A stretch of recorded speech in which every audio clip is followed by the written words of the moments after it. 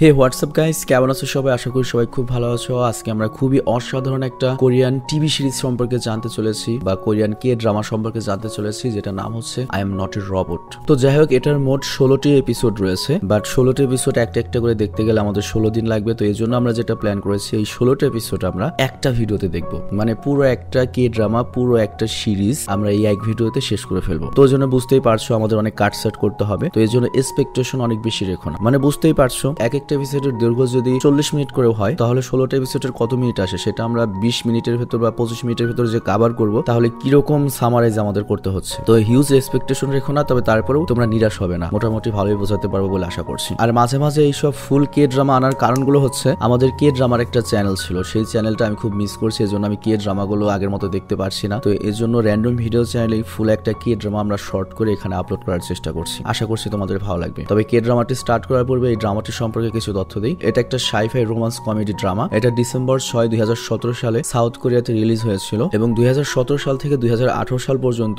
South কোরিয়ার জনপ্রিয় একটা টিভি চ্যানেলে এটা প্রচারিত হয়েছে। এবং এই ড্রামাটার সবচেয়ে ভালো দিকটা হচ্ছে এটার আইএমডিবি রেট হচ্ছে 10-এ 8, ভিকি রেট হচ্ছে 10-এ 9.6 এবং 92% গুগল ইউজার এই ড্রামাটি পছন্দ করেছে। তো যাই হোক, আর কোনো কথা বাড়াবো না, চলো আমরা সরাসরি মূল ভিডিওতে যাবো। তবে তার আগে একটা কমার্শিয়াল বিজ্ঞাপন থাকবে এবং ব্যাকগ্রাউন্ডটা আমি তোমাকে দেখিয়ে দিচ্ছি বা দেখাতে পারছি না, বুঝতেই পারো সব ভিডিওতে তো আমি আর বলতে পারবো না। তো আমি বিজ্ঞাপন প্লে করে দিচ্ছি, তোমাদের যেটা মনে হয় সেটা করতে পারো। হ্যালো বন্ধুরা, আজ আমরা তোমাদের এমন একটা অ্যাপের সম্পর্কে বলতে চাই যে অ্যাপটির অফিসিয়াল পার্টনার হচ্ছে পিএসজি। আর এখানে অনেকগুলো ম্যাচ খেলে ল্যাপটপ, আইফোন, স্মার্ট ওয়াচ এবং আরো অনেক ক্যাশ প্রাইজ জেতার সুযোগ রয়েছে। আর এই অ্যাপটাতে তুমি সকল ধরনের লাইভ ম্যাচের রেজাল্ট দেখতে পারবে এবং সেই ম্যাচের স্কোর অনুমান করে গেমও খেলতে পারবে, যেমন কোন টিম জিতবে, কোন টিম কত রান করবে, কে সর্বোচ্চ স্কোর করবে। এছাড়া বিভিন্ন ধরনের গেম রয়েছে, সেগুলো খেলেও ইনকাম করতে পারো। আর রেজিস্টার করার সময় আমাদের যা প্রোমো কোডটা রয়েছে এটা ব্যবহার করলে প্রথম ডিপোজিটে 26,000 টাকা পর্যন্ত বোনাস পেতে পারো। আর এই টাকা তুমি খুব সহজে বিকাশ, ব্যাংক এবং অন্যান্য সহজ পদ্ধতির মাধ্যমে উঠাতে পারো। তো আর দেরি কিসের, ডিসক্রিপশনে প্রোমো কোড এবং পিন কমেন্টে প্রোমো কোড সহ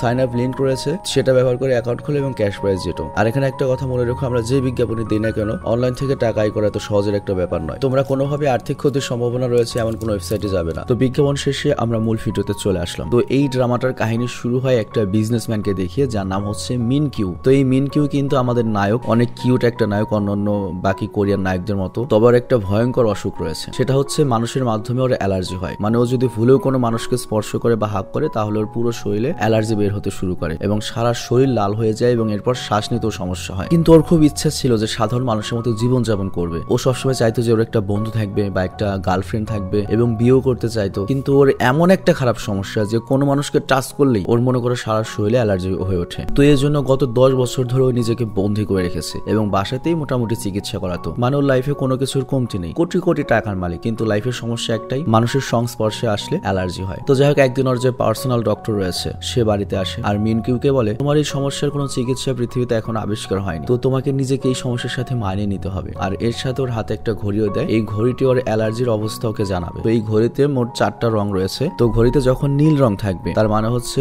ওর অ্যালার্জির অবস্থা স্বাভাবিক রয়েছে। আর এরপর যখন ঘড়িটা হলুদ রং দেখাবে, বুঝতে হবে যে ওর অ্যালার্জির অ্যাটাক শুরু হয়ে গিয়েছে। আর ঘড়িতে যখন কমলা রং উঠবে তার মানে ওর শিরার রক্ত চলাচল বন্ধ হয়ে যাচ্ছে। আর লাল রং ওঠা মানেই কিছুক্ষণের মধ্যে অ্যালার্জির কারণেও মারা পড়বে। তো বুঝতেই পারছো খুব ক্রিটিক্যাল একটা কন্ডিশন। আর এরকমই একটা সময়ে মিনকিউর একটা বিজ্ঞানী বন্ধু মিনকিউর সাথে যোগাযোগ করে, যার নাম হচ্ছে হং, এবং ও মিনকিউর সমস্যার কথাটা জানতো। তো এর জন্য ও মিনকিউর জন্য একটা চিন্তা ভাবনা করে, সেটা হচ্ছে ওর টিম মিলে একটা রোবট তৈরি করবে, যেটা দেখতে একদম একটা মেয়ে মানুষের মতো হবে। তো যেহেতু মিনকিউ জীবনে কোনো মানুষকে টাচ করতে পারবে না, তো ওর একাকিত্ব দূর করার জন্য ওকে একটা মেয়ে রোবট তৈরি করে দেবে। কিন্তু ওরা এটা তৈরি করার জন্য যে বাজেটটা দরকার বা ফান্ডিংটা দরকার, সেই ফান্ডিংটা চাই হচ্ছে মিনকিউর কাছ থেকে। তো এই হাইটেক রোবটটা তৈরি করতে প্রায় $10 মিলিয়ন মতো খরচ হবে, মানে কি তাও 100 কোটি টাকার মতো, আজকের কথা। তো যাই হোক, এই অফারে মিনকিউ রাজি হয়ে যায়, কারণ লাইফে টাকা পয়সার চেয়ে বেশি দরকার হচ্ছে একাকিত্ব দূর করা। তো পরের দিন মিনকিউ যখন এই ল্যাবে যায় এবং রোবটটিকে দেখেও অনেক অবাক হয়ে যায়, মানে রোবটটি দেখতে একেবারে খুবই সুন্দর একটা মেয়ের মতো। তো মিনকিউ যখন এই রোবটটি টাচ করার কিছুই হয় না। তো এটা দেখে মিনকিউ খুশি হয়ে যায় যে ফাইনালি একটা সঙ্গীত সে পাবে, হোক আর্টিফিশিয়াল বাট সঙ্গীত। তো হাংরা ওই রোবটটির নাম দিয়েছিল হচ্ছে AG3। তো এরপর মিনকিউ বলে, আচ্ছা ঠিক আছে, আমি তোমাদের $10 মিলিয়ন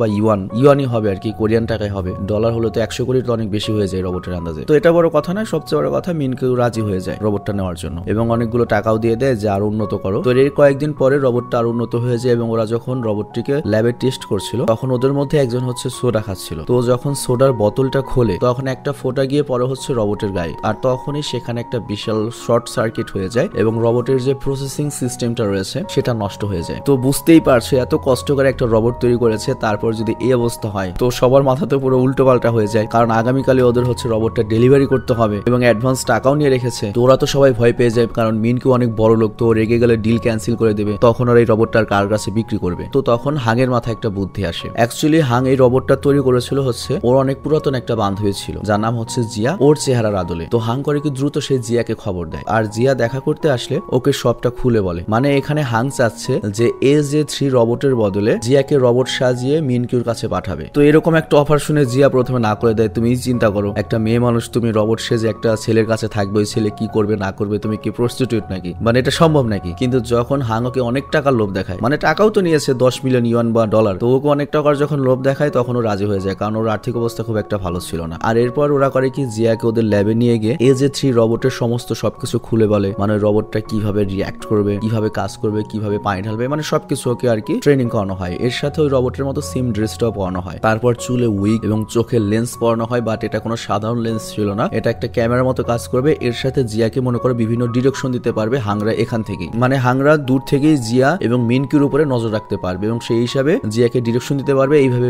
কাজ কর। তো যাই হোক, ফাইনালি জিয়াকে একটা পুরোপুরি রোবটের মতো প্রস্তুত করে মিনকিউর ঘরে পৌঁছে দেওয়া হয়। আর এরপর মিনকিউ যখন বড় পার্সেলটা খোলে তো জিয়া তো মিনকিউকে দেখে ভয় পেয়ে যায়, কারণ ও তো মানুষ। আর এই ভয় পাওয়ার কারণটা আমি বলি, অ্যাকচুয়ালি হয়েছিল কি, আমাদের জিয়া মূলত ফুড ডেলিভারি করে। তো একদিন যখন ও ফুড ডেলিভারি করতে গিয়েছিল, মিনকিউ মূলত ফুডটা অর্ডার করেছিল, কিন্তু মিনকিউর ওই ফুডটা পছন্দ হয়নি, তো এই জন্য ফুডও নেয়নি, টাকাও দেয়নি। কিন্তু জিয়া যখন আর একটু কথা বলতে যায়, কনভিন্স করতে যায়, মিনকিউ তো কাউকে ছুতে পারবে না। মিনকিউ করে কি তাড়াতাড়ি গ্লাসটা উঠিয়ে দিয়ে সেখান থেকে পালিয়ে যায়। মানে মিনকিউ চাচ্ছিল না যে ওর সাথে টাচ লেগে ওর অ্যালার্জি হোক। তো মিনকিউর তো এগুলো কোনো কিছু মনে নেই, কিন্তু জিয়ার মিনকিউর চেহারা মনে রয়েছে, তো এই জন্য মিনকিউকে চোখের সামনে দেখো ভয় পেয়ে গিয়েছে। তো যাই হোক, মিনকিউ তখনই করে হংকে কল করে এবং বলে, তোমার রোবট আমাকে দেখে এরকম ভয় পেয়ে গেল কেন? তো এটা শোনার পরে হং পড়ে যায় একটা বিপদে এবং একটা নগদ কাহিনী বানিয়ে এরকম যে দেখো এই রোবটটির দুইটা মোড রয়েছে, একটা হচ্ছে অপারেশনাল মোড আর একটা হচ্ছে ফ্রেন্ডলি মোড। তো অপারেশনাল মোড মানে হচ্ছে ডাইরেক্ট রোবটের মতো থাকবে, আর ফ্রেন্ডলি মোড মানে হচ্ছে মানুষের মতো থাকবে, ওর রাগ থাকবে, অভিমান থাকবে, ভয় পাবে, মানে একবারে মানুষের মতো আচরণ করবে। তো বুঝতেই পারছো, তোমাকে হঠাৎ করে সামনে দেখেছে এজন্য ভয় পেয়ে গিয়েছে। তো মিনকিউ মেনে নেয়। আর এর সাথে মিনকিউকে আরেকটা কথা বলে, সেটা হচ্ছে ওই রোবটের গলার পেছনে একটা বাটন রয়েছে, তুমি ওটা পুশ করে দাও, তাহলে সব রিসেট হয়ে যাবে, ঠিক হয়ে যাবে। তো মিনকিউ এরপর তাই করে। তো এরপর থেকে জিয়াও করে কি রিসেট হয়ে অপারেশনাল মোড, আই মিন রোবটের মতো আচরণ করা শুরু করে। আর মিনকিউর কাছে তো এটা একটা রোবটই, মানে ওর তো ধারণাও নেই যে এটা একটা মানুষ। আর মিনকিউ দেখতে চাচ্ছিল যে এই রোবটটা সবকিছু ঠিকভাবে কাজ করে কিনা। তো মিনকিউ যখন এগুলো চেক করবে আর ল্যাব থেকে সবাই যখন এগুলো ফলো করছে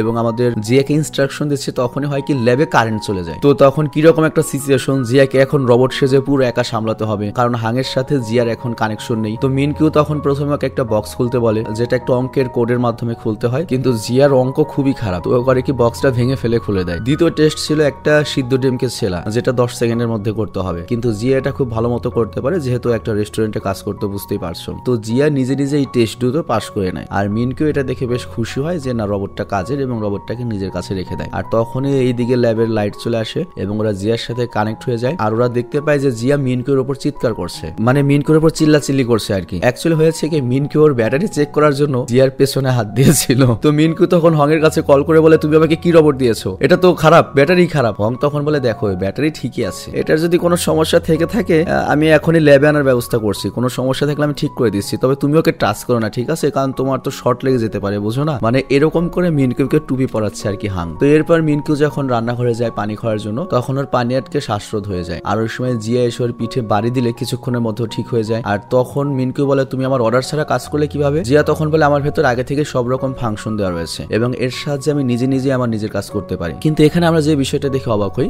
মিনকিউ না জানুক যে ও একটা মানুষ, বাট আমরা কিন্তু জানি ও একটা মানুষ। তো জিয়া যে মিনকিউকে টাচ করলো, মিনকিউর কিন্তু কোনো রকমের অ্যালার্জি অ্যাটাক হয় না। তো এর কারণটা কি হতে পারে, এই প্রশ্নের উত্তর আমরা আস্তে আস্তে পেয়ে যাবো। তো যাই হোক, এরপর রাতে করে কি হং জিয়ার ব্যাটারি ঠিক করার কথা বলে ওকে আবার ল্যাবে নিয়ে আসে। মানে বুঝতে পারছে একটা মেয়েকে ওইভাবে একটা বাড়িতে রেখে আসা যায় নাকি একটা ছেলের কাছে, উল্টাপাল্টা কিছু করতেই পারে, তুমি থাকলেই কি করতে বলো। তো যাই হোক, ওরা জিয়াকে বলে, শালি তুই তো আমাদের প্রায় ফাঁসিয়ে দিয়েছিলি, মিনকিউ যদি টের পেয়ে যেত তাহলে কি হতো বল। কিন্তু এই কথা শুনে জিয়া আরো বেশি রেগে যায় এবং বলে, ফাইজলামি শুরু করছো তোমরা, এই কয়টা টাকার জন্য আমি কি পতিতে আমাকে ওইভাবে পাঠিয়ে দিয়েছো? আর এই কথা বলে রেগেও ল্যাব থেকে চলে যায়। আর তখনই হং খবর পায় যে ওদের যে AJ3 রোবটটা রয়েছে ওটাকে ঠিক করার জন্য চায়না থেকে একটা পার্টস আনতে হবে, যেটা করতে গেলে প্রায় 2 সপ্তাহ সময় লাগবে। আর তখনই আবার মিনকিউর কল আসে এবং বলে, তোমাদের রোবট আমার খুবই পছন্দ হয়েছে, এটাকে দ্রুত আবার তুমি ঠিক করে পাঠিয়ে দাও। তো তখন টিমের সবাই বুঝতে পারে না এখন ওরা কি করবে। তো এরপর হং করে কি আবার জিয়াকে খবর দেয় যে তোকে আরো কিছুদিন রোবট সেজে থাকতে হবে প্লিজ অন্তত 2 সপ্তাহ, কিন্তু জিয়া রাজি হয় না। কিন্তু যখন হাং আবারও অনেক টাকার লোভ দেখায় এবারও রাজি হয় না। কিন্তু হং তারপরে বলে আচ্ছা ঠিক আছে, তুই জাস্ট দিনে ওর কাছে থাকবি, রাতে আমরা তোকে চার্জ দেওয়ার বাহানায় আবার ল্যাবে নিয়ে আসবো। তো এবার জিয়া রাজি হয়ে যায়। তো যাই হোক, এরপর জিয়া যখন ওই মিনকিউর বাড়িতে ছিল, তো জিয়া তো মানুষ, ওর তো বাথরুম টয়লেট করতে হয়, তো ও করেছে কি টয়লেট করেছে।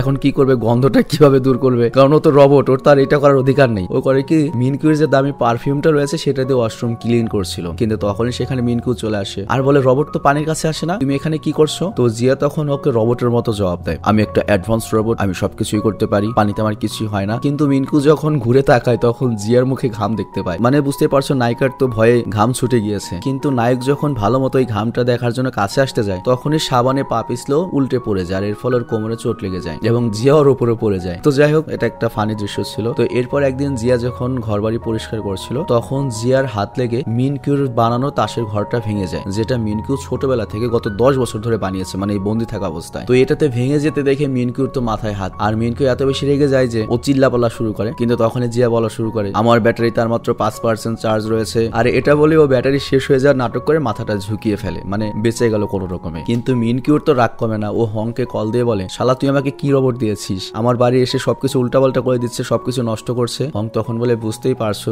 এত বড় হাইটেক একটা জিনিস, একটু সময় লাগবে তো আপডেট করতে, আমরা সবকিছু ঠিক করে দেবো, একটু সময় দাও। তো যাই হোক, এরপর আমরা দেখতে পাই মিনকিউ একদিন জিয়াকে বাসার বাইরে যাওয়ার জন্য মানা করে এবং বলে যে ওর একটা বিশেষ অতিথি আসবে, আর বিশেষ অতিথি হচ্ছে একটা মেয়ে যাকে মিনকিউ পছন্দ করে আর কি, অনলাইনে ডেটিং করেছে। তো এরপর যখন মেয়েটি বাসায় আসে তো মেয়েটি ওর সাথে দেখা করার পরে ওর ঘাড়ে হাত রাখে, আর তখনই মিনকিউর অ্যালার্জি অ্যাটাক শুরু হয়। আর ওই মেয়েটি কিন্তু মিনকিউর এই অ্যালার্জি ব্যাপারে জানতো না। তো তখন মিনকিউ করে কি, ওর একটা ইমার্জেন্সি মিটিং রয়েছে, এই বাহানা করে ওই মেয়েটির কাছ থেকে ওখান থেকে তাড়াতাড়ি পালিয়ে বাসায় চলে আসে এবং রুম পর্যন্ত পৌঁছানোর চেষ্টা করে যেখানে ওর অ্যালার্জির ইনজেকশনটা রয়েছে। কিন্তু ওর শরীরে এত পরিমাণে অ্যালার্জি হয়ে যায় যে মানে রেড হয়ে গিয়েছে, যার জন্য ঘর পর্যন্ত পৌঁছাতে পারে না। তো জিয়া যখন এরপর আসে ও দেখতে পায় মিনকিউ নিচে পড়ে রয়েছে। আর এরপর আমাদের ওই সময়ের কাহিনী দেখানো হয় যখন মিনকিউর এই সমস্যাটা ছিল না। আমরা দেখতে পাই মিনকিউ যখন ছোট তখন ওর বাবা মার সাথে রয়েছে, তাস দিয়ে একটা ঘর বানাচ্ছে এবং অনেক খুশি ছিল। আর তারপর ওর জন্মদিনের পার্টি হয় এবং ওর পার্টিতে অনেক ফ্রেন্ডরাও এসেছিল। আর তারপর পার্টি শেষ হয়ে যাওয়ার পরে ওরা 3 জন যখন বেড়াতে যাচ্ছিল এক জায়গায়, তখন হঠাৎ করে মিনকিউর হাতে থাকা বেলুনটি ওর বাবার চোখের সামনে চলে আসে। আর এর ফলে ওর বাবার যে গাড়িটা রয়েছে সেটা ট্রাকের সামনে চলে যায় এবং ওদের অ্যাক্সিডেন্ট হয়ে যায় এবং এই অ্যাক্সিডেন্টে মিনকিউর বাবা মা দুজনেই মারা যায়। তো মিনকিউর বাবার শেষকৃত্য অনুষ্ঠানে অনেকে এসেছিল, যাদের মধ্যে মিনকিউর চাচাতো, খালাতো, মামাতো, মানে এরকম অনেক লোক ছিল আর কি, এবং সবাই মিনকিউর দায়িত্ব নিতে চাচ্ছিল। অ্যাকচুয়ালি ওদের মিনকিউর প্রতি কোনো ইন্টারেস্ট ছিল না, বাট মিনকিউরদের যে সম্পত্তি ছিল, ব্যাংক ব্যালেন্স ছিল, এগুলোর প্রতি ইন্টারেস্ট ছিল। বাট তখনই মিনকিউর কাছে মিনকিউর খালার একটা চিঠি আসে যার নাম হচ্ছে ম্যাডাম এক্স, এবং সেই চিঠিতে লেখা ছিল, খবরদার যে যা মনে হয় তাই করুক, কোনোভাবেই কিন্তু কোনো পেপারে সাইন করবে না। আর এখানে লক্ষ্য মিনকিউর খালা থাকতে আমেরিকায় জন্য সে আসতে পারেনি। তো ওই দিনে মিনকিউর চাচাতো ভাই করে কি মিনকিউর কাছে আসে এবং একটা কাগজ দেখার বলে, এটা হচ্ছে অ্যাডপশন পেপার, তুমি এখানে সাইন করে যাও, তাহলে আমরা 2 আপন ভাই হয়ে যাবো এবং একসাথে থাকতে পারবো। তো মিনকিউ ওখানে কিছু লিখে দেয়, আর তখনও দেখতে পাওয়ার বন্ধুর হাতটা শয়তানে বদলে গিয়েছে। মানে মিনকিউ ওই পেপারটা দেখে বুঝতে পেরেছে যে ওর সকল সম্পত্তি হাতিয়ে নেওয়ার একটা ধান্দা করা হয়েছে এখানে। তো ওটা দেখে ওর কাছে মনে হতে থাকে যে পৃথিবীর প্রত্যেকটা মানুষই খারাপ, তারা জাস্ট সম্পত্তির কথা চিন্তা করে, আর এই জন্যই ওর মূলত মানুষের প্রতি অ্যালার্জি শুরু হয়েছে। তো এরপর আমরা দেখতে পাই মিনকিউর চাচাতো ভাই যখন ওর বাবার কাছে আসে, ওর বাবা তো খুব খুশি সাইন নিয়ে নিয়েছে, কিন্তু সে দেখতে পায় সাইনের বদলে মিনকিউ এখানে অন্য কিছু লিখে দিয়েছে যে মানুষ সব খারাপ। আর তারপর থেকে মিনকিউ করে কি, মানুষের প্রতি ঘৃণা নিয়ে বাড়িতে একা একাই থাকা শুরু করে এবং ওর এমন একটা মাইন্ডসেট হয়ে গিয়েছে যে মানুষ বলতে অনেক জঘন্য হয় এবং সবাই ওর প্রপার্টি নিয়েই পড়ে রয়েছে। আর এই কারণে ওই দিন থেকে ওর মানুষের অ্যালার্জি হওয়া শুরু হয়। আর এই ব্যাপারটা মিনকিউর যে স্পেশাল ডক্টরটা রয়েছে সে ছাড়া আর কেউ জানতো না। মানে তখন থেকে মিনকিউর যে মাইন্ডসেটটা হয়েছে সেটা আজ পর্যন্ত আর চেঞ্জ হয়নি। তো যাই হোক, এরপর মিনকিউর জ্ঞান ফিরে এবং ও নিজের কাছে জিয়াকে পায়, আর ও বলে ওঠে সবাই আমার শত্রু। তবে এটা দেখে অবাক হয়ে যাও একা একা ঠিক হয়ে গেল কিভাবে। তবে একটু পরেও বুঝতে পারে যে আমার রোবটই হয়তো আমাকে ইনজেকশনটা দিয়ে আমাকে সুস্থ করে তুলেছে। তো এর জন্য জিয়াকেও ধন্যবাদ জানায়। আর তারপর মিনকিউ আরেকটা মেয়ের সাথে দেখা করতে যায় যাকে ও ডেটিং অ্যাপে পেয়েছিল। তো ওই মেয়েটির সাথে যখন দেখা করতে যায় তখন ওই মেয়েটির সাথে হাত মেলানোর সময় মিনকিউর আবারও অ্যালার্জি অ্যাটাক শুরু হয়। আর এবার মিনকিউ করে ইনজেকশনটা না লাগিয়ে ফেলে দেওয়ার চেষ্টা করে এবং বলে আমি কতকালে ভেবে কাটাবো, এর চেয়ে মরাই ভালো। কিন্তু তখনই সেখানে জিয়া আসে, আর জিয়া যখন আসে তখনই কোনো রকম ইনজেকশন ছাড়াই ওর অ্যালার্জি ঠিক হয়ে যায়, আর ঘড়িটা কমলা রং থেকে নীল রঙের হয়ে যায়, মানে কমে গিয়েছে। তো এরপর যখন সন্ধ্যায় জিয়ার মিনকিউ বাড়ি ফেরার জন্য রাস্তা দিয়ে হাঁটে তখন মিনকিউ একটা লোকের সাথে ধাক্কা খায়, কিন্তু তারপরে মিনকিউর কিছু হয় না। তো এরপর মিনকিউ অবাক হয়ে যায় এবং আরো ঠিক আছে কিনা এটা দেখার জন্য ও লোকজনের ভেতর দিয়ে যাওয়ার সিদ্ধান্ত নেয়, যেটা ও জীবনে কখনোই করেনি। আর তারপরও একটা ছোট বাচ্চার সাথে ধাক্কাও খায়, কিন্তু তারও আর অ্যালার্জি হয় না। আর তারপর একজন লোক যখন ওকে স্পর্শ করে তাও আর কিছু হয় না। তো মিনকিউ তো পুরো অবাক এবং ডক্টরকে কল করে বলে আমি মনে হয় পুরোপুরি ঠিক হয়ে গিয়েছি। আর তারপর যখন মিনকিউর আরো একজন লোকের সাথে সাথে টাচ লাগে ওর আবার অ্যালার্জি শুরু হয়ে যায়। অ্যাকচুয়ালি এবার ওর সাথে জিয়া ছিল না, কিন্তু যখনই ও জিয়ার দিকে আবার তাকায় ওর অ্যালার্জি আবার ঠিক হয়ে যায়। তো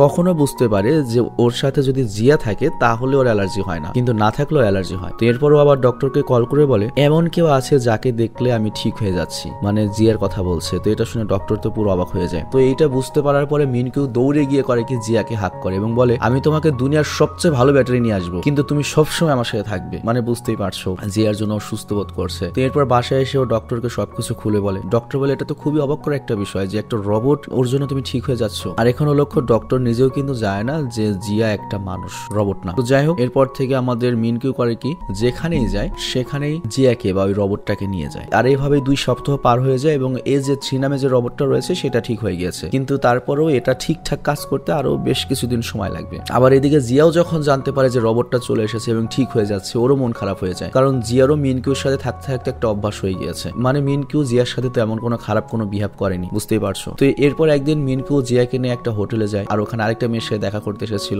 মানে এটা ওই অনলাইন থেকেই। আর এবার মেয়েটি এসেছিল ওর বাবার সাথে, অনেক বড় লোকের একটা মেয়ে। তো হোটেলে খাওয়ার পরে মিনকিউ করে কি জিয়াকে অন্য একটা টেবিলে একা বসিয়ে রাখে যাতে জিয়া ওর সামনে থাকে, ওর অ্যালার্জি না হয়। কিন্তু এটাই জিয়ার অনেক মন খারাপ হয় যে ও আমার কাছ থেকে দূরে সরে যাচ্ছে, কিন্তু জিয়া তো কিছু বলতেই পারবে না, মিনকিউর সামনে ও তো একটা রোবট। তো এরপর মিনকিউ আর জিয়া যখন বাসায় যায়, জিয়া ওর সাথে কোনো কথাই বলে না। আর মিনকিউ এতদিনে বুঝতে পেরেছে যে এই এজে 3 রোবট ছাড়া ও ভালো থাকতে পারবে না। আর তারপর একদিন গ্যাস স্টেশনে মিনকিউ যখন গাড়িতে গ্যাস ভরে, তখন একটা ওয়ার্কারের কাছ থেকে ও টাকা যখন দিতে যায় বা নিতে যায়, তখন ওর একটু টাচ লাগে, বাট মিনকিউ এটা খেয়াল করে না। কিন্তু কিছু দূর গিয়ে ওর মনে হয় ও ওই ওয়ার্কারের সাথে তো আমার স্পর্শ লেগেছিল, কিন্তু আমার কিছুই হয়নি, তার মানে কি আমি পুরো ঠিক হয়ে গেলাম। তো এটা শুনে ডক্টর খুব অবাক হয়ে যায় এবং বলে তার মানে এখন তুমি পুরো ঠিক হয়ে গিয়েছো, আর ওই রোবট ছাড়াই তুমি যেহেতু ঠিক হয়ে গিয়েছো, এর মানে হচ্ছে ওই রোবটটা তোমার আর দরকার নেই, বিক্রি করে দাও। মানে এখানে জিয়ার কথা বলা হচ্ছে, কিন্তু এখানে লক্ষ্য মিনকিউ জিয়া যত রোবটই হোক, মিনকিউ কিন্তু জিয়ার প্রতি একটা দুর্বল হয়ে গিয়েছে। তো মিনকিউ করে কি হং এর কাছে যায় আর ওর মনের কথা সব খুলে বলে যে আমি ওকে ভালোবেসে ফেলেছি, কিন্তু হং বলে ও তো জাস্ট একটা রোবট, এটা কিভাবে সম্ভব, আর ওর সাথে থাকলে তোর অ্যালার্জি ঠিক হয়ে গেল কিভাবে সম্ভব। মিনকিউ বলে আমি কিছু জানি না, কিন্তু আমার মাথা পুরো পাগল হয়ে গিয়েছে, আমি ওর স্মৃতি কিভাবে ভুলবো। তো হং তখন বলে একটা কাজ করা যেতে পারে, তুই ওর স্মৃতি না ভুলতে পারিস, কিন্তু রোবটের স্মৃতিতে আমরা মুছে দিচ্ছি। অ্যাকচুয়ালি হয়েছে কি হাংরা আমেরিকা থেকে রোবটটির জন্য আরো ভালো দামের অফার পেয়েছে, তো এই জন্য হাংরাও আর চাচ্ছিল না যে রোবটটা মিনকিউর কাছে থাকুক। তো মিনকিউকে 7-5 বুঝ দেয়, আর তারপরে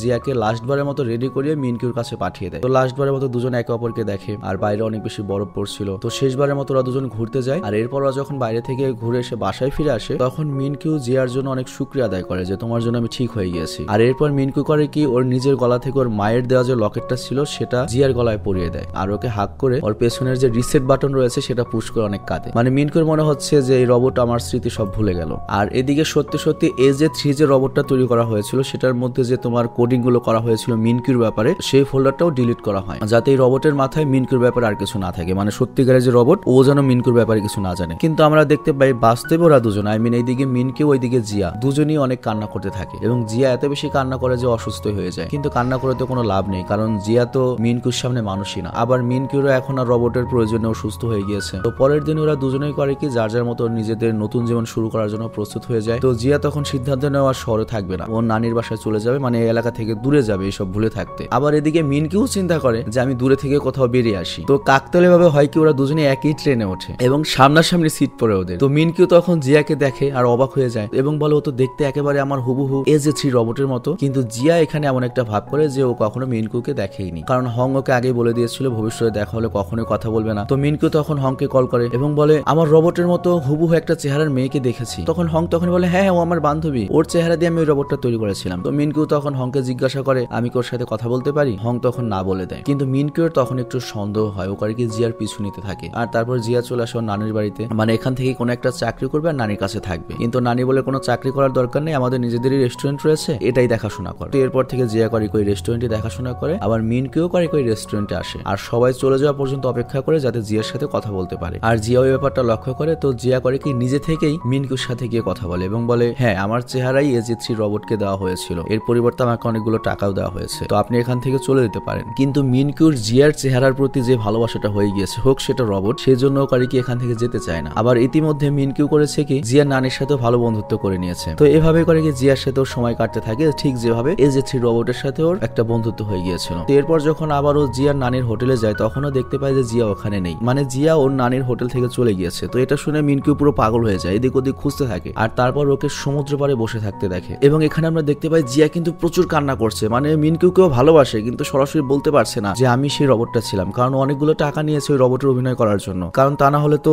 ওদের কোম্পানি ফেসে যাবে যে 2 নম্বরই করে মিনকির কাছ থেকে টাকা নিয়েছে। কিন্তু মিনকিও যখন সেখানে যায়, ওখানে গিয়ে জিয়ার গলায় ওই লকেটটা দেখতে পায় যেটা ওই AG3 রোবটকে পরিয়েছিল। তো জিয়া তখন ওই গলার লকেটটা লুকানোর চেষ্টা করে, কিন্তু কোনো কাজ হয় না। মিনকিও এটা দেখে ফেলে এবং মিনকিও বুঝতে পারে যে ওর সাথে অনেক বড় ধোঁকা হয়েছে। আর আমরা দেখতে পাই ওর অ্যালার্জি লাল রঙে পৌঁছে গিয়েছে, যেটা ওর সাথে কখনোই হয়নি। তো তখনও মাটিতে পড়ে যায় এবং ওর বেঁচে থাকার চান্স অনেক কম হয়ে আসে। আর ওই সময় হং আর ডাক্তার চলে আসে এবং ওকে ইনজেকশন লাগিয়ে বাসায় নিয়ে যায়। তো বাসায় আনার পর ওকে চিকিৎসা করা হয়। জিয়া ওকে সবকিছু খুলে বলতে চায়, কিন্তু ডক্টর নিষেধ করে। আর এরপর যখন মিনকিও ঠিক হয়ে যায়, তখন ওর কাছে ওর বিশেষ অ্যাসিস্ট্যান্ট আসে, সেই মূলত ব্যবসা দেখাশোনা করে। তো অ্যাসিস্ট্যান্ট এসে বলে, স্যার আপনি চাইলে হং এর কোম্পানির বিরুদ্ধে কেস করতে পারেন, কারণ আপনার সাথে ধোকা দেওয়া হয়েছে। আর এখানে আমরা আরেকটা জিনিস জানতে পারি যে এই অ্যাসিস্ট্যান্ট কিন্তু জিয়ার আপন ভাই, এবং যেহেতু ওর বোন এই ধোকাবাজির সাথে জড়িত, এর জন্য সে নিজেও অ্যাসিস্ট্যান্ট থেকে চাকরি ছেড়ে দিতে চায়। মানে একই সাথে রিজাইন লেটার এবং ওই কোম্পানির কেস করার দুটো অফারই দিয়ে দেয়। তো যাই হোক, মিনকু সত্যি আদালতে মনে করে কেস করে দেয় এবং এর ফলে হং এর যে ল্যাব সেটা সিলগালা করে দেওয়া হয়। কিন্তু এদিকে জিয়ার মনে যে দুঃখটা লেগেছে যে আমি ওর সাথে ধোকা দিয়েছি, সেই হিসেবে ও কারিকে রোজ মিনকুর জন্য খাবার আনতে থাকে, মানে প্রত্যেকদিন খাবার বানিয়ে নিয়ে আসে। কিন্তু মিনকু ওর উপর এত রেগেছিল যে প্রত্যেকদিন ওর খাবার ডাস্টবিনে ফেলে দিত। কিন্তু জিয়া মনে মনে বলে, তুমি যা ইচ্ছা করো, কিন্তু আমি তোমার খেয়াল রাখবো, আমি তোমার জন্য খাবার নিয়ে যাব। কিন্তু মিনকিউ যখন রাতে ঘুমাতে যায়, বারবার ওর জিয়ার স্মৃতিগুলো মনে পড়ে। আর এরপরও যখন বাইরে আসেও দেখতে পায় ওদের বাড়ির যে চাকর সে আগুন জ্বালিয়ে বসে রয়েছে। তো তার কাছে সে জিজ্ঞাসা করেও, তুমি কি কখনো আমার কাছে কিছু লুকিয়েছো, মিথ্যা বলেছো? সেটা যদি করে থাকো এখনই বলে দাও। চাকর বলে, না স্যার, আমি জীবনে আপনার সাথে কোনো মিথ্যা বলিনি, তবে প্রত্যেকটা মানুষই তার জীবনে কোনো না কোনো সময় একটা মিথ্যা বলতেই হয়, সেটা ইচ্ছে হোক আর অনিচ্ছাই হোক। তো পরের দিন দেখা যায় যে আবারও খাবার বানিয়ে মিনকুর বাসায় নিয়ে যাচ্ছিল, আর তখন রাস্তায় একটা বাচ্চা চলে আসে আর ওর বাইক অ্যাক্সিডেন্ট হয়ে যায়, যে কারণে হাতে প্রচন্ড ব্যথা পায়। আর এদিকে মিনকুর কাছে এর জন্য জিয়া সময় মতো পৌঁছতে পারে না। তো এই জন্য মিনকু এবার অস্থির হয়ে যায়। তো ওরও ফিল হতে থাকে আমি তো জিয়াকে অনেক ভালোবাসি, কারণ জিয়া কেন টাইম মতো আসছে না। তো ওই দিন জিয়া আস্তে আস্তে রাত করে ফেলে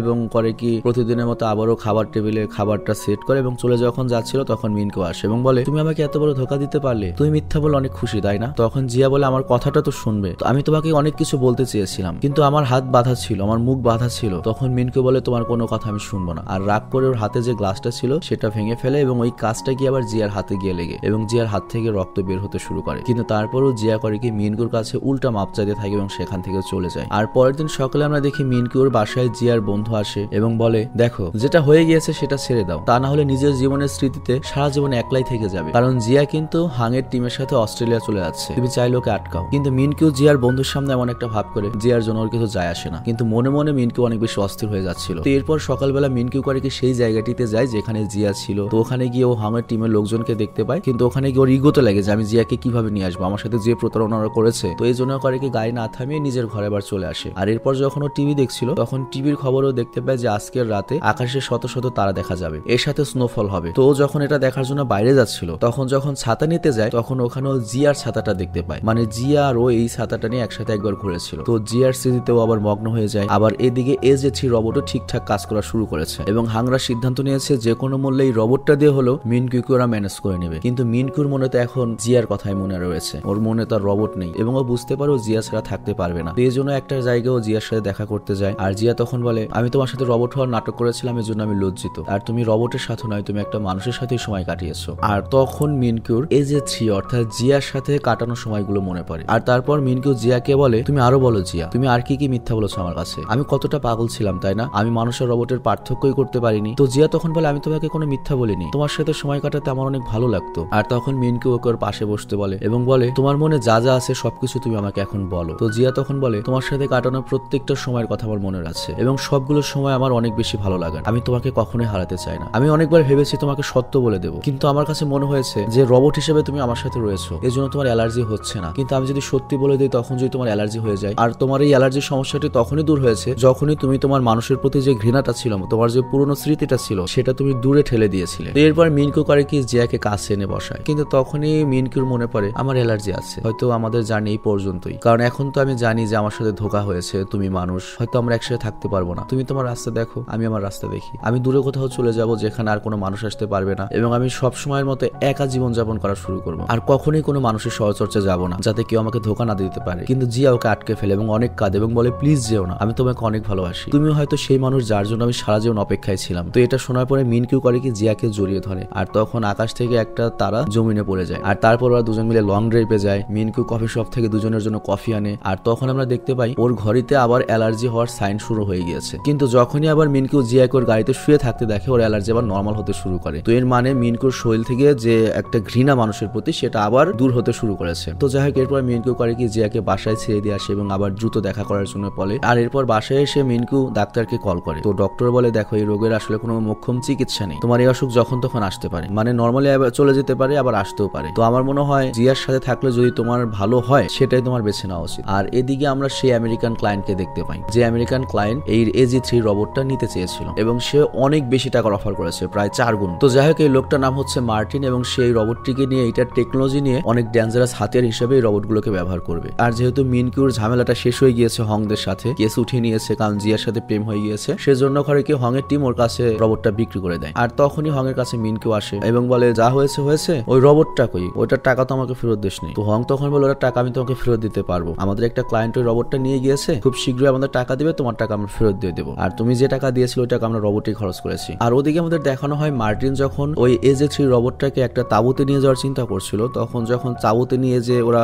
র্যাপ করা বক্সটা খুলে ওরা দেখতে পায় ভেতরে কোনো রোবট নেই। আর অন্যদিকে আমরা দেখতে পাই অ্যাকচুয়ালি ওই AG3 রোবটটা শহরের মধ্যে ঘোরাঘুরি করছে। তো হয়েছে কি, রোবট আসলে স্মৃতি ফেরার পরে ওই বক্স থেকে নিজে নিজে বের হয়ে চলে গিয়েছিল কোথায়, আর ওরা না বুঝে বক্সটা প্যাকেট করে দিয়ে দিয়েছিল। তো এখানে উল্লেখ্য রোবটের এই মাথায় কিন্তু কোনো স্মৃতি নেই, মানে ওর মাথায় যে স্মৃতিগুলো ছিল সেগুলো তো ডিলিট করা হয়েছে। তো এরপর ও আর কি মিনকুর বাসায় চলে আসে। আর মিনকু যখন বাসায় আসে তখন ছোট্ট একটা রোবট ওকে হাই বলে। আর মিনকু দেখতে পায় যে রান্নাঘরে জিয়া এবং হংয়ের টিম মিলে ওর জন্য রান্না করছে। তো এরপর জিয়া বলে আচ্ছা ঠিক আছে তাহলে আমি বাড়িতে যে আজকের মতো রান্না হয়ে গিয়েছে। কিন্তু এটা শুনে মিনকুর মন খারাপ হয়ে যায় এবং মিনকু তখন বাহানা শুরু করে যে আজকের আবহাওয়া অনেক বেশি খারাপ, তোমরা সবাই এখানে থেকে যাও। আর এদিকে আমরা বাইরে AG3 রোবটটিকে দেখতে পাই এবং ও করে কি ওর ভেতরে যত ডাটা সেভ করা ছিল ওগুলো রিসাইকেল বিন থেকে আবার করে কি নিজের কাছে নেয় এবং ভিডিওগুলো দেখা শুরু করে। এবং ওখানেও একটা ভিডিও দেখে যেখানে মার্টিন বলছে যে এই রোবটটিকে ব্যবহার করে ভয়ানক অস্ত্র ব্যবহার করবে। আর তারপরের ভিডিওটা পায় হচ্ছে হংয়ের টিমের সেই প্রথম ভিডিওটা যেটা রিসাইকেল বিন থেকে নিয়েছে। এখানে ওই হংয়ের টিম ওকে বলছিল তুমি একটা সিম্পল রোবট, তুমি একজন মানুষের বন্ধু হবে এবং তুমি তার পার্টনার হিসেবে সারা জীবন থাকবে। তো এখানে AG3 রোবটটা করে কি মার্টিনের ভিডিওটা ডিলিট করে দেয় এবং হংয়ের টিমের ভিডিওটা সেভ করে রেখে দেয় এবং সে মনে মনে মানুষকে বন্ধু ভাবতে শুরু করে। মানে আমাদের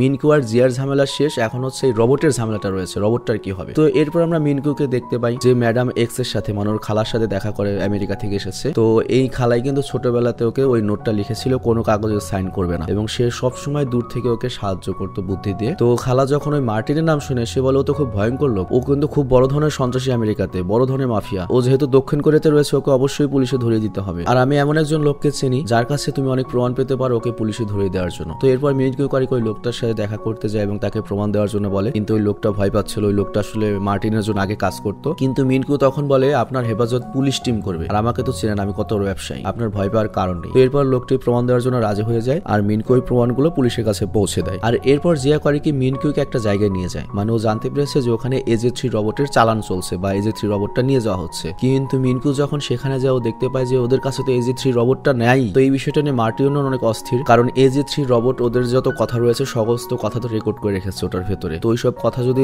দক্ষিণ কোরিয়ার পুলিশের কাছে যায় যেটাতে অস্ত্র বানাবো, ওই করবো, হ্যান করবো, ত্যান করবো, তাহলে তো অনেক বড় বিপদ হবে। আর এদিকে আমরা দেখি AG3 পাগলের মতো রাস্তায় একা একা ঘুরছে, ওর নিজের ব্যাপারে কিছুই যায় না। আর এরপর আমরা দেখি ও একটা ভিখারির পাশে গিয়ে বসে এবং নিজের অ্যাড্রেস জিজ্ঞেস করে, ওকে এটা জানতে চায়। আর এদিকে আমরা দেখি রাস্তায় জিয়ার মিনকে ওই AG3 রোবটটাকে খুঁজে বেড়াচ্ছিল। হংয়ের টিমও CCTV ফুটেজ চেক করছিল কোথায় ওই রোবটটা রয়েছে। আবার এদিকে মার্টিনের টিম আগে জানতে পারে যে AG3 রোবটটা কোথায় রয়েছে। তো ওরা করে কি একটা ভ্যান নিয়ে দুজন লোক যায় এবং AG3 কে বলে আরে আমরা তোমার আত্মীয়। আর তখনই ওই AG3 করে কি ওই ভ্যানে উঠে পড়ে, কিন্তু তখনই সেখানে পুলিশ চলে আসে আর পুলিশ তখন মার্টিন আর ওই লোকজনদের ধরে ফেলে। তো তখন হংয়ার টিম করে কি AG3 কে আবার ল্যাবে নিয়ে আসে। তো ওরা সবাই খুশি ছিল যে AG3 রোবটটাকে খুঁজে পেয়েছে এবং খারাপ লোকের হাত থেকে বাঁচাতে পেরেছে। আর মিনকেও বাসায় ফিরে অনেক খুশি। তো ওরা সবাই মিলে যখন খাবার খাচ্ছিল তখন ওরা সবাই বসে AG3 রোবটের ভিডিও দেখছিল। অ্যাকচুয়ালি AG3 যখন রাস্তায় ঘুরে বেড়াতো সেই সময়। তো ওইখানে ওরা দেখতে পায় AG3 অনেক ভালো কাজ করেছে। তো হং তখন বলে আমি ওর চেহারা এখন বদলে ফেলবো, মানে ওর চেহারা যে জিয়ার মতো ছিল এরকম আর থাকবে না। তো শেষবারের মতো ওকে আলবিদা বলো। তবে এখানে একটা ঘটনা ঘটেছে, হং এর টিমদের কিন্তু ব্যাপক রেপুটেশন নষ্ট হয়েছে এই মিনকিউর কেসের জন্য। এই জন্য মিনকিউ করে কি মিডিয়ার সামনে যায় এবং বলে যে আমার আগে মানুষের অ্যালার্জি ছিল কিন্তু সময়ের সাথে সাথে সব ঠিক হয়ে গিয়েছে। আর এই জন্য আমি শুকরিয়া আদায় করছি জিয়া এবং হং এর টিমের। আর আমরা একটা বড় ধরনের প্রজেক্টে কাজ করতে চলেছি যেটা একটা আর্টিফিশিয়াল ইন্টেলিজেন্স বা খুব বুদ্ধিমান একটা রোবট হবে।